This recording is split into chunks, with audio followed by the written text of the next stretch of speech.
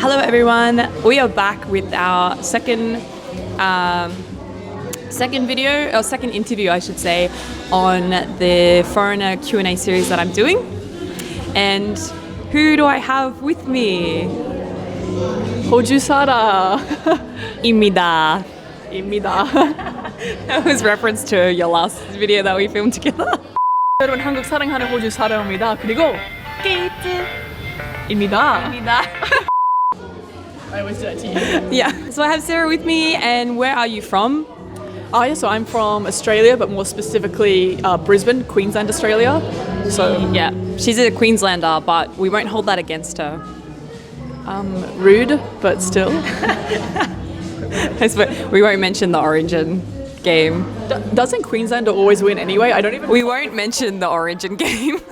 Because we always win. So this is Sarah, which we have filmed a lot together before on both our channels, and we have a bit of a friendship, long time friendship, right?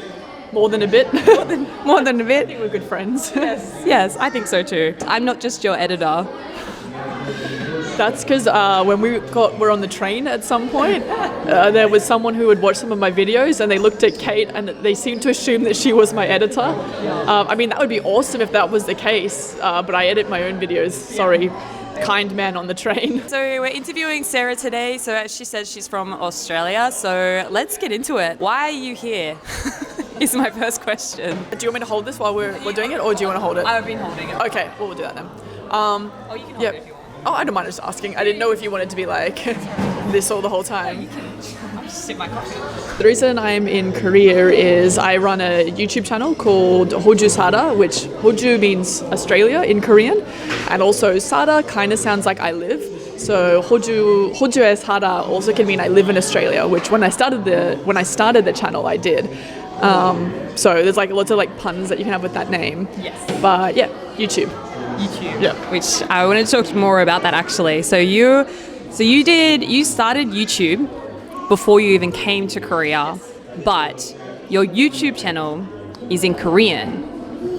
So can you please explain to me how that came about without even having to live in Korea, I guess, and how long ago was this as well? So I started YouTube like 5.5 years ago now, and it originally started because I had learnt Korean in university and I graduated and I always liked YouTube, but I had this thing where I had kind of spent 2 years of not actually speaking Korean, and so I found myself forgetting it, and I was like, I just spent so much time learning it at university. I don't want to forget this. So part of the reason to start my YouTube channel was actually to help me practice my Korean. But also I had a lot of Korean friends that whenever they came to Australia, they were like, what do you do in Australia? Because the way that like we spend our free time in Australia and the way that Koreans do is very, very different. Like, you know, Korea's got a lot of nightlife. Australia is more about the daytime kind of thing. So I kind of started it just to show my Korean friends what you could do in Brisbane. It was like me just showing off like local areas and stuff, like terrible videos, by the way. And you can go check them out on Hojusara on YouTube if you really are interested in watching some of her original, like older stuff. Yeah, I mean, like no one needs to see that. I was tempted to take them down, but I was like, no, like it's good for people to see the growth there, like where you come from. Okay, not gonna lie, when I first knew who Sarah was, I did that. I went back all the way back to your first ones just to like visualize like how did that even happen. So, it makes me curious. So how did your channel start to kick off? Sorry. So it started just to show your friends essentially, right? That was the intention, and then it started to sort of grow in subscribers, right? Yeah. I guess when I started, I always had this kind of like hope that it would grow into something. Like I knew that when I started, the videos were not good. Like I knew that they, like I didn't have any like university training in film. I had never really, like I did a bit in high school, but not in high school, yeah. And also between high school and university, camera technology and editing technology changed a lot in those like 5 years. Yeah, so true. Like smartphones weren't even around when I did it in high school. Like back in the old days, we had to use black and white film. We did use film though. No, but wait, what was the question? I've gotten tangent. When did it start to pick up? Yeah. Kick off. Sorry. So yeah, so I had started with the hope that I could make something out of it, but obviously, when you start YouTube, your content's not that great. Yeah. I mean, for most people anyway. Yeah. And so what I would do then is I started. I was always on the lookout for contests, and tourism Korea, like a KTO, Korean Tourism Organization, does a lot of contests where it's like share photos of Korea or make videos of Korea. You can enter them in a contest. And so I was going to Korea for a holiday and to do some filming. And I entered one of those contests. Wow. And that contest, I entered it and I was like, this video is so good. If you watch it, it's the worst. But it was good at the time. Come on. Once I didn't know who Yongguk Namja, the Korean Englishman. Yeah, I didn't really know who he was at the time, but then I saw he'd entered it and his video was so good and I was like, aha, I'm not gonna win this. So this is my competitor. Yeah. But what ended up happening was, I think it was on Daum, on a Korean website, someone wrote a news article sharing these videos about foreigners that love Korea, and so they shared Korean Englishman's video, they shared my video, and about 2 other foreigners' videos. And that took my channel. I'd been doing it for about 3 months with no one but my mum and my best friend watched, and I had 18 subscribers for that. And I suddenly went from 18 subscribers to having 1,000 subscribers within a month. Wow, that's amazing. Yeah, it was totally unexpected, and I panicked for 2 days straight because suddenly I went from no one getting maybe 100 views on my video if it did well, to suddenly having a 1,000 or so. Which, just to put it into context, my YouTube channel, I started at 50 when I got to Korea last year after sort of having a YouTube channel for 3 years. I literally hit 1,000 subscribers last week. So it's taken literally a year and a month to have 1,000 subs. So when you're not viral or that's sort of kind of, in reality, that's how YouTube channels grow. So also, I think it's fair to say as well, this was 5.5 years ago, when there was very few foreigners vlogging in or about Korea. And particularly when it came to foreigner, Korean speaking foreign, because our audience is different as well. My audience is mostly Korean. I have an English channel, but for my Korean one. And so when I started it, the foreigners speaking Korean on YouTube, there was pretty much just me and the Korean Englishman. There wasn't a lot of competition in that niche. So I think now getting into that, it is harder. But I think also timing was very lucky for me with that, getting in early. Timing and opportunity, right? And as you said, lack of that sort of content as well, right? And a lot has changed, my goodness, in not just technology and YouTube itself, but also in society. And you see how big Korea has become to the rest of the world as well. So it's really cool that you got in there, I guess, before everyone else did. Yeah, I guess so. When I started, I didn't know anyone was doing it, and then obviously there were a few of us, but I think it definitely finding that kind of area where it hasn't kind of been touched yet, which gets harder and harder the more YouTube grows. So I think a lot of people, you can't ever compare your journey to someone else's, because whenever you start, there's positives and negatives of both. Starting now, the better thing about starting now is it's so much easier to film videos. Smartphones are so good. There's all this stuff that you can, and sorry, I'm getting really distracted by the baby. He's so cute. There's a baby behind us. Oh my gosh, she's looking at you. Oh my god. Sorry. So it's just playing with a rattle. Might join in. She's watching our interview and feels like watching the news, right? What's your thoughts on YouTube growth over the last 5 years? Nice. So you actually started doing YouTube in Korean, for your channel is all in Korean, right? You lived in Australia until very recently, right? So when did you move? What made you decide to officially move to Korea, I guess, and when was that as well? So I've been doing the YouTube I've been doing YouTube for about 5.5 years, but I've only lived in Korea about the last 1.5 years. And part of that was because when I first started, even though I got that little initial boost of subscribers, it's still you can't live off that YouTube wage. and I wouldn't recommend doing that either. So at the time I still worked like part-time at a jewelry store in Australia. So that was kind of like I would do that part-time and I would make videos on my days off. And I would just go to a career and like bulk film, and then in Australia I would just kind of like edit it all, or film in Australia too.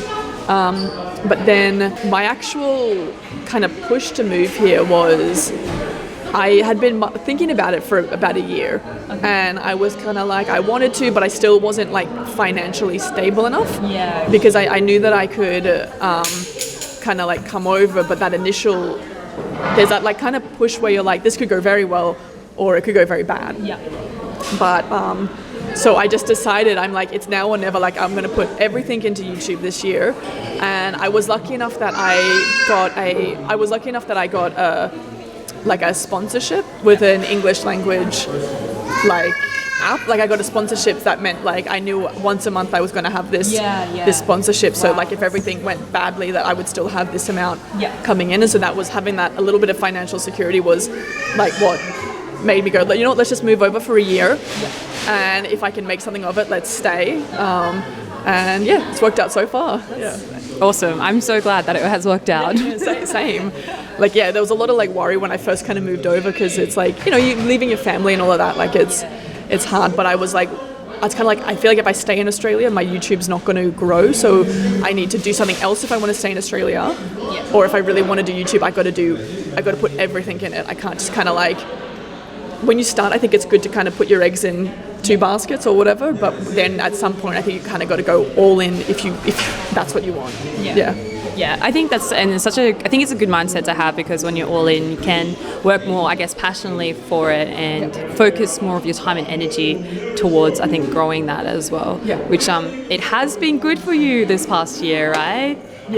No, it's been a great year. Like, I came over with the mindset that I was going to, you know, try and make some good content, and because I'd also felt like my content had been like stagnating a little bit, because when you pre-film everything, it's hard to keep up with trends, because Korean trends move so quickly. Yes, they do.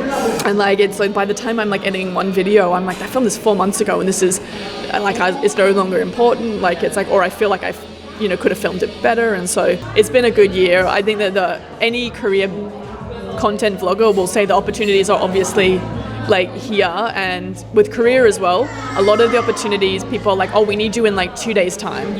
So if you live overseas, there's no time to kind of get over here. So being here, you just get like a lot more things kind of thrown your way. I think that, and to me, my impression of Australia as well, with as far as doing creative stuff, it's very hard to get into that sort of creative industry. Whereas for here, especially as foreigners and English speakers, and for you, English and Korean, it's actually a lot easier to get, I think, more creative jobs, I guess, in that sense. I think it depends on what level you're looking at as well, because if you speak Korean and as a foreigner, there's a big niche there, because like Korea has a large population, so there's a lot of TV channels here, a lot of like YouTube channels now run by kind of TV companies as well, that are always looking for foreigners as well, because there's just percentage-wise there's a lot less foreigners here. So when you look at it that way, there's a lot of opportunity for those kind of small roles.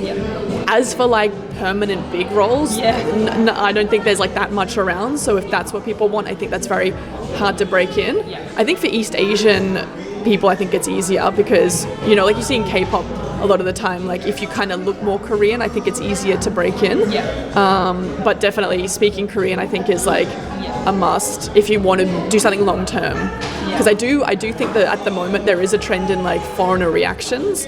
People are very curious about that, because that's what's trending at the moment. But I think if you want to be wise, if that's all you're chasing, it's going to have an expiry date at some point. But so for small jobs, I guess, it's like there's opportunities for that. But if you're thinking about like big, like permanent, like as you said, permanent positions, that is a lot harder. I will agree with that.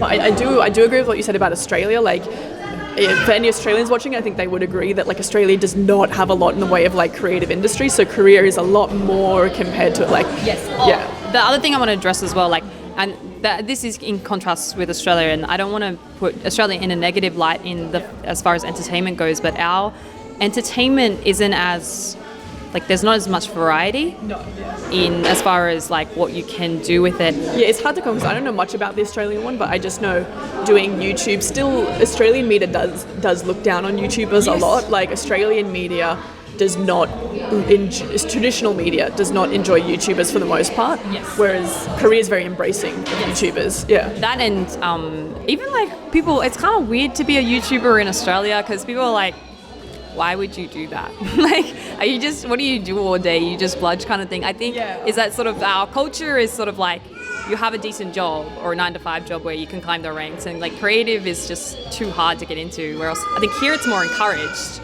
because everyone's so different. So and as a foreigner, it's like if you do YouTube, then it's like, oh, that's like cool. Like it's not surprising. Yeah, Australians, if you tell them that you do YouTube, they're kind of like, oh, like, how do you make money? Or like, or they like think that you do nothing all day, and like, because a lot of Australians, not all, but a lot can kind of look down on arts and stuff, and which is odd because Australians love like TV and movies and music. So it's like, how can you look down on the people creating that? Like, I know what I'm doing is not making movies or like music or anything like that, but you know, it's entertainment and there's a place for that. But Australia's internet's also terrible for the most part. Like, it's getting better now. But that also, I think, has made it hard for a lot of Australian YouTubers, and why maybe a lot of people don't do YouTube, because some people, it's just like, it used to take me 6 hours to upload a video, and this is until about 2 years ago. Like, so you need to really want to do it because you've got to plan your uploads. And so like I think that's also like a barrier for some people. So tying into that, like what has your family's expectation been around, I guess, you living in Korea, but also you being a YouTuber as your job as well? I think my mum is like amazing. Like you know about my mum, like she's a very supportive person. I'm very, very lucky. Like my mum from the beginning, she was like my #1 subscriber. Like she watches all the videos. She like reads all of the comments, guys. So my mum is reading them. She will like, if someone leaves a really nice one, she will text it to me and be like, you need to answer them if I haven't already. And if it's like rude, she'll be like, this person, and she'll like defend me. Like she'll be like, they shouldn't have said this because of that. And like, but anyway, so my mum, she always said to me, she was like, you know, I think you'll have a lot of jobs in your life, but I think if you work hard, you can get there. Oh, that's awesome. Yeah, so she was always like, because my mum and my dad both had their jobs for like years. My mum has been like a nurse her whole life, and so I always had that idea that you had to do that, and my mum was like, no, you don't have to do what I did. She's like, don't be a nurse. Like she was like, do what. So my mum's been super supportive. Some of the videos she like helped me film, like she would like hold my camera, like that is so cute.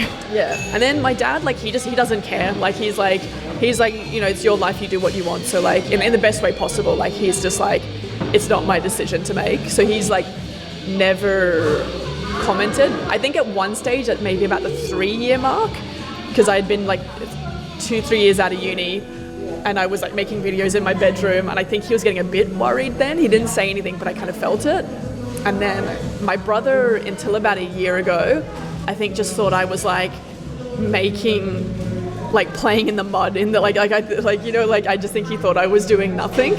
And then he came to Korea, and one of my fans recognized him from an Instagram post I had done the day before. I've never like uploaded anything with my brother. I uploaded one photo with him, and he got recognized the next day in the street, and they wanted to take a photo, and then he was kind of like, oh, like he kind of understood that, like, and he got really surprised at me like speaking Korean, and I was like, how did you not know? Like my Korean's not great, but I think he thought I was like kind of like slacking off, until recently he was kind of like, oh, I get it now. Yeah. Because it's such a different job for Australians to get. I think different job, and just because different culture as well. Like from what I gather, he is just like a typical Aussie brother. Like my brothers as well.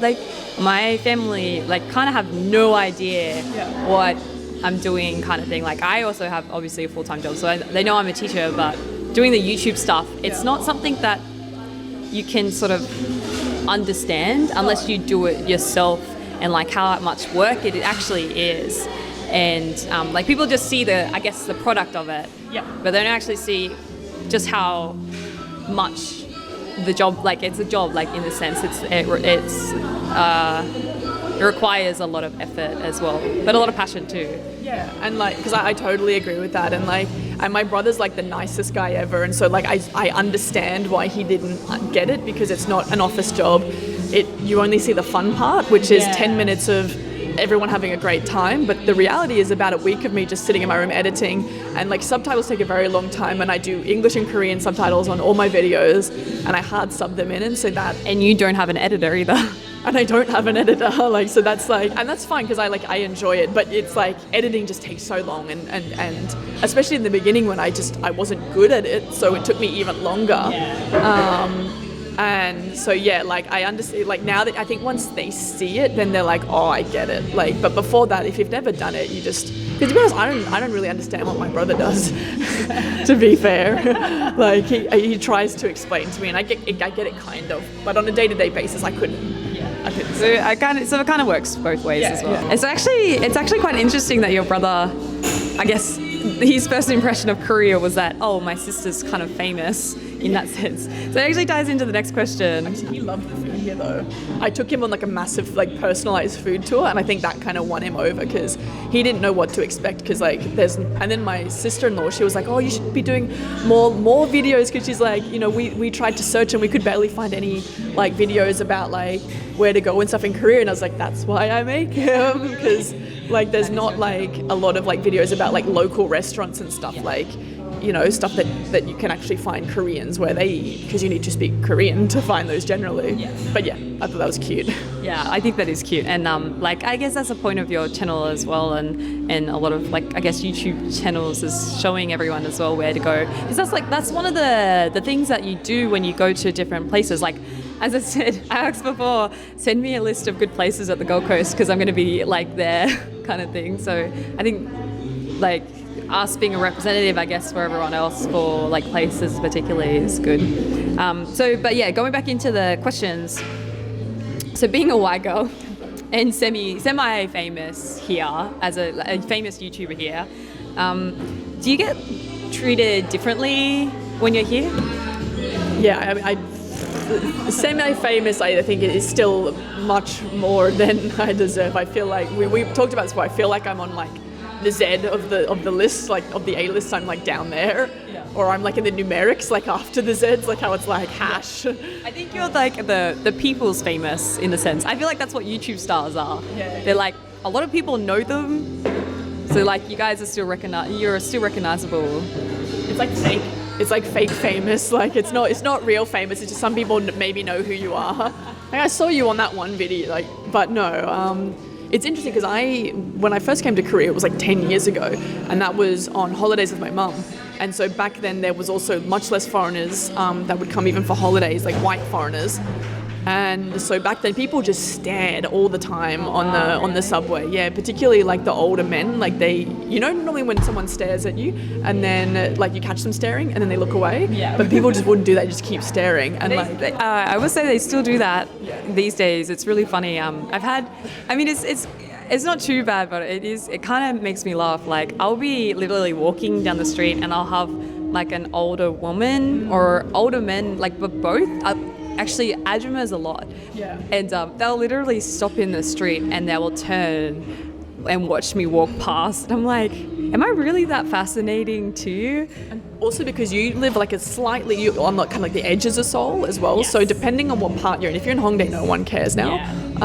And it's not a bad stare either. It's just people are curious. Yeah. And I think I do need to clarify. It is just a curious stare, which is it's so surprising because like you imagine having someone just stare at you outright. As you said, like people will look away, like that's just common courtesy, but there's just no filter with the Korean elder generation, I think. And it's honestly just because they haven't been as exposed to as many foreigners. You know, Australia is very, very multicultural, so it's not unusual. It's very normal. And so I think that's something that foreigners, particularly like I have some friends who used to get like kind of annoyed at people staring, and I was like, you have to realize that it's not a bad stare. It's not a glare. It's just someone looking at you because you're different, and that's not necessarily a bad thing. Like, and you just need to be okay with that. Like, you know, you're not the majority here, and that's fine. Like, you don't get to be the majority all the time.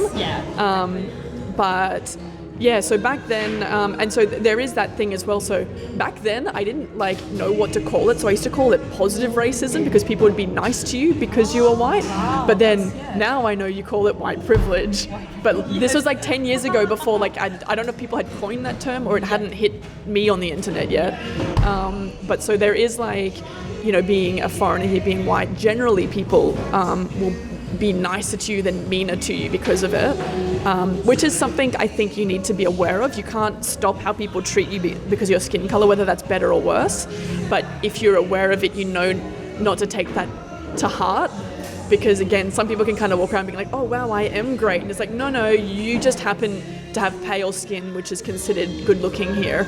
And you've done nothing to achieve that. You just have less melanin in your skin, which is nothing, no, you know what I mean? So we kind of, it's not racism that we experience more so, it's just this white privilege, like idealism, I guess. Yeah. And I would say like if you watch the last video, it was with Mika and he's African. Yeah. And so we talked about like racism here and like how he embraces it, and it's like, this is definitely a stark contrast of the opposite end of being a foreigner. And yeah, exactly. Like I feel like any of my kind of like qualms or issues would like kind of wither in comparison to anything that someone with darker skin would have. So there's not much I can say. The only thing I would say is that being like a girl and being white is that men can follow you sometimes. And I don't know why, I don't know what the point is. Like, when is following someone you don't know ever turned out well? Like, well, I don't know what they expect. And so that can be kind of scary when people follow you at night. But luckily, like, I'm quite big, so I feel like that can be a decent deterrent. But it also means you're a beacon for people to follow you because you stick out in a crowd. In a general things, being white, it's not, you can't complain. Like, I always have a hard time with these questions because I feel like being a white person in Korea, I don't have much to contribute to the race debate in the sense that like I think it's important to hear out people who are affected and support them. I completely agree with that. And it's like for us, I think the only thing that we can do is just love everyone as well and just be embracing towards everyone, which I think you come to be more of here. Like being here in Korea has made me realize that this is real issues that we don't really experience this at all in Australia, right? Because we're very multicultural anyway, and it's normal.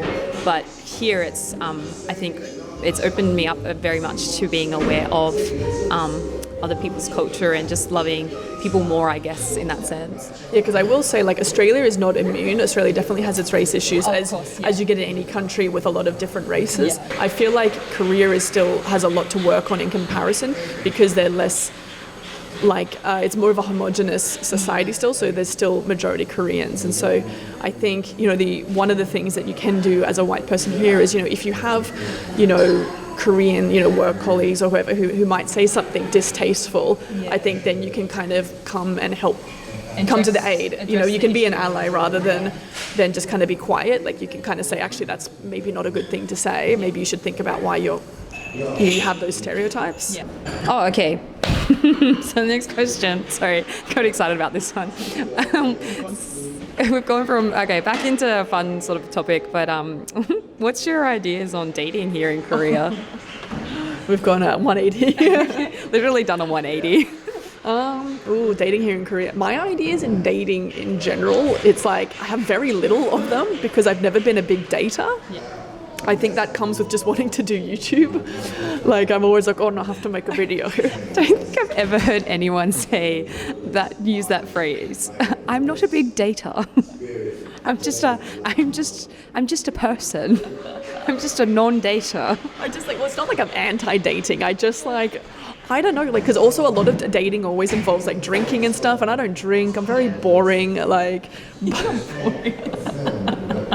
but no, so dating in Korea specifically, like, I mean, like, if people want to do it, go for it. Like, I have like no issues with that. Like, so as a foreigner here in Korea as well, like, do you have a preference or like what's sort of your ideas around, like, I guess intercultural relationship as well, or like not just for Korean but like I guess for in any country, I guess? Yeah, no, obviously I'm pro intercultural relationships. I'm very much love who you love. I think that's like, I think that's all we need is just like in life is just love who you love, regardless of gender, like nationality, race. Like I just think that shouldn't be an issue. And I would like to live in a world where one day it's not. Unfortunately, it still is for a lot of people. But yeah, people ask me that a lot. Especially people will just come out and be like, "Would you date a Korean?" And it's like, well, of course. Like I live in Korea. Like imagine if I lived in Korea and I was like, no, like that's something. Guys, our options are limited. Like, also, it's like a whole new level of closed-mindedness. I don't understand that. And like, and obviously, like I really enjoy Korean culture. Like I wouldn't start a whole channel on it. So I always kind of said when people ask me this that no matter like if they were like Korean, Australian, from like another country as well, as long as they were interested in Australia, because like that's where I'm from.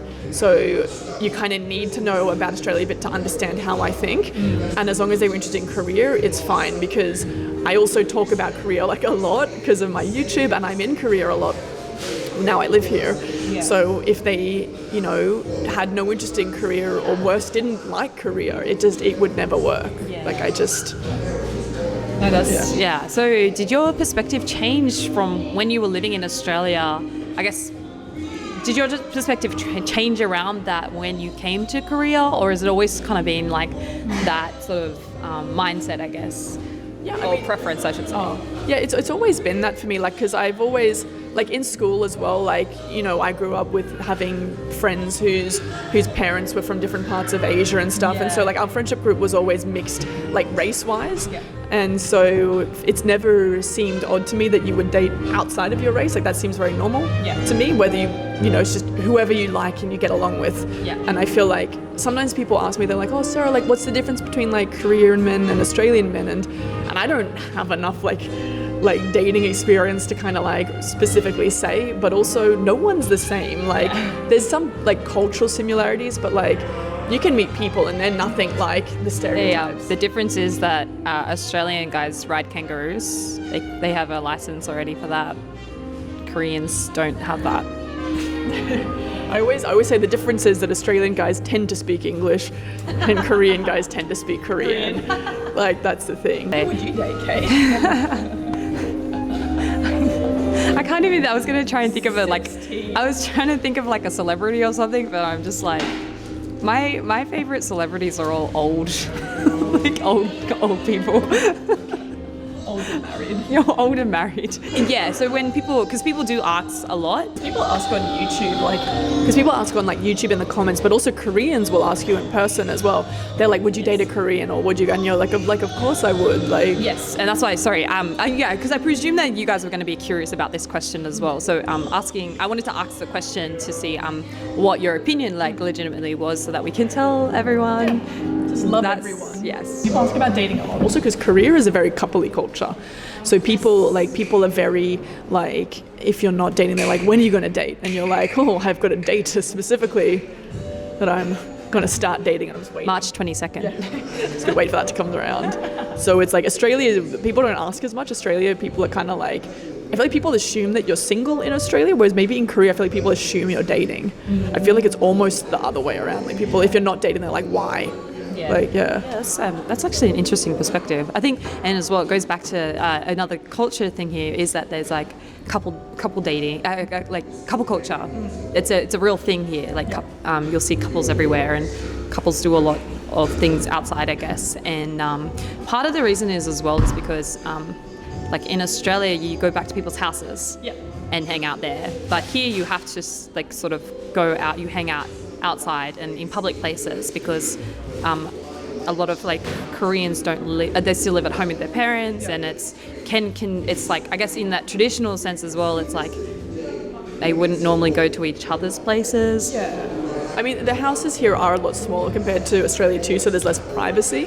But then also there's still a lot of that thing of people don't want to introduce their partners to their parents until they know it's really serious. So whereas like in Australia, people would kind of, even if you'd been on like 1 or 2 dates, people can still introduce to their parents. It's not uncommon, because your parents aren't going to be like, now you have to get married. So in Korea, there's still that kind of expectation of that. So you can't like take someone home unless you're really set. What are your plans for the future? So did just re-ask that question again because I stuffed up the answer. we're very professional here, guys. Just spat everywhere laughing. This is a mess. This is a mess. It's so much fun interviewing your friends, to be honest. Oh god, this is like every video of ours is like this, just like a tumbling mess. Anyway, my long-term plans. Let me ask you a serious question now with a silly answer. No, so long-term wise, I do get asked this sometimes, and I don't know. I think long-term I still want to stay doing YouTube. I really like it.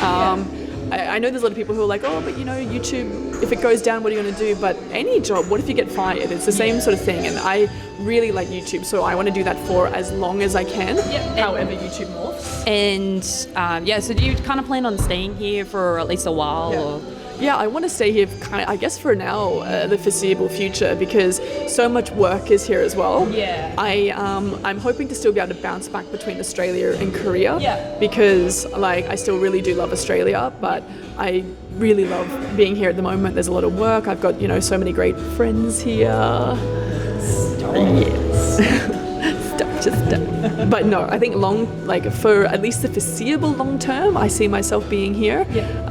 And then bouncing back between Australia, continue with YouTube, and just kind of, because things morph so much with YouTube as well, that I feel like YouTube wasn't even a job 10 years ago, and now it's a job. So I'm like, I don't know where it's going to take me, but I like where I'm going, so I'm going to stay on the train. We're going to wrap this up. Our last question is, for people interested, what is the best thing about your country, or our country, I should say? I'm going to say work-life balance. Because living in Korea really made me appreciate actually how good Australia has with that. Because Korea has this thing called bali culture, which is fast or quick culture, which can be amazing because things get done really quick. But it also means a lot of people don't have a time to just sit back and relax. So people work very late, and there's very little downtime with particularly company workers, which again I don't have personal experience about. I've heard from a lot of friends. And whereas in Australia we work till the time that we're allocated, 9 to 5, and then you go home and you rest, or if you want to go do sport, you go do sport, or you do that. And I feel like that's kind of, it's really good for you mentally. Yes. Yeah. Even for me, working here, that was a thing that I had to get used to, but also my colleagues had to get used to me with this mindset, is that I finish at 5 o'clock, right? I go home. I leave everything because it can be done tomorrow. It can be done the next day. I tend to actually come to work early as well. I just go to work early anyway. But yeah, it was really funny when I first came and started working as a teacher, and because the work life here is late night, and you work after hours, and it's, to me, I guess Australian culture, we're kind of it's 5 o'clock, dude. It's time to knock off. The job can be done tomorrow, so why would you stay back? I would rather go home and spend some time with my family, or relax or whatever. With the Korean culture as well, a lot of things are set back later here, which is what you kind of mentioned, and so that comes in how you're saying you'd rather go earlier. And then finish earlier. And so again, me doing YouTube, though, this doesn't personally affect me from a company point of view, but I do find that I've noticed with other YouTubers as well, or just other friends, that they always feel like they have to be doing something. They always feel like they have to be working hard and doing stuff, and people work really late, and they just or I know other people who take the same amount of work and they just stretch it out, so it looks like you're working longer. And I'm like, what? This... I have the same experience. I'm like, why? It's such a waste of time. And for me, I'm a task-focused person anyway, so I usually get tasks done early as well, because I'm just I'll just focus on that. I'm very good at focusing on that, but I just don't understand people who drag out the work. Because it's counterproductive. It's much better to do it quickly and be done, and then relax properly so you can go back to work with a fresh mind. But the culture here is that people see you working long hours, and it's something to be praised. Here, that's I guess it's a negative thing. I can understand how it developed that, because also as well, Korea has such a large population, and so if you want to delve into it as well, I had it described to me once, and it kind of stuck with me, and it was, Australia is a lucky country in the sense that all of our country's wealth comes from rocks in the ground. Like we're just digging up what's there and selling it. Whereas Korea, they had to like actually develop and build, because you think about all the big tech companies, how they're Korean, like Samsung, LG, like car companies like Hyundai and stuff.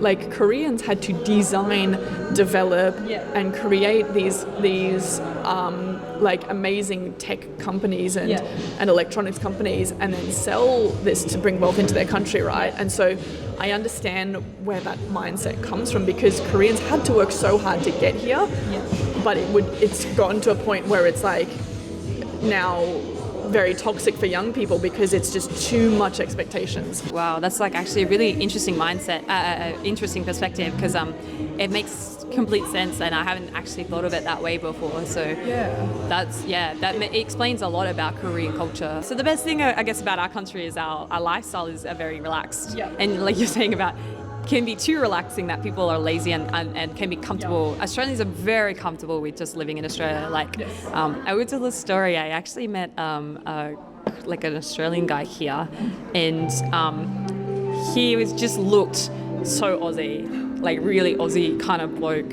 Looking like, I don't know. There's like stereotypical Aussie, and we kind of met, and I like just looked at him, and like the first question that kind of like just like I blurted out, I was like, so what are you doing here? Because it's not normal for Australians particularly to come to Korea because of this culture is so different, and it's a hard-working culture, and Australian mindset is that we don't want to work more than we have to. We don't want to work more than we have to, like, especially, And it's like, anyway, but I will, like when we both talked about, because he asked the same thing, he's like, what are you doing here? Like, that doesn't make sense kind of thing. And we both agreed that for me personally, being here, I want to work really hard in my 20s with what I want to do. And then, like I can see myself settling back in Australia into that more relaxed, to raise a family and stuff like that. But I'm not the one being interviewed. So for people who are going to Australia, and to visit, what can you say about, like, what do you think is a good thing about Australia that they should sort of see or encounter? I think because I do a lot of food content, I think from a food perspective, brunch in Australia. Yes. Amen. Brunch in Australia just puts everywhere to shame. Yes. If you only have one meal a day, have brunch in Australia. Please, I highly recommend it. Australian brunch, cafes, our hipster cafes, right, is amazing. I think they're the best in the world. Yeah, Australia and New Zealand, actually. Our brunches are the best. Right, definitely. And if you can, maybe try and go somewhere a bit out of the main cities, because there's like some beautiful nature. Like, I think that's Australia's things. Do stuff in the day, because the nightlife is not there as much compared to other countries. There's stuff to do at night, but not if you're from like a busy city. In the heart of the cities, I think. Let's wrap it up here. Is there anything that you want to say to the audience? Any last words? Subscribe to Kate. No. I don't know. I don't think I've got any wise words. Thank you for interviewing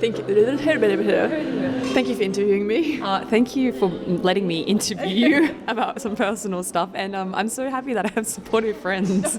I know. I usually don't do interviews because I don't like talking about myself. I think that's the thing about YouTubers is we like to control the conversation. And so if you're making a video, you can make where it goes. But then when you do an interview, you're like, oh, I have to say things about me now.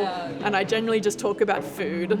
Because I always say, like, I'm not well read enough on most topics to actually give an opinion on it publicly. I think people are going to be interested about your life as a YouTuber as well. So leave a comment.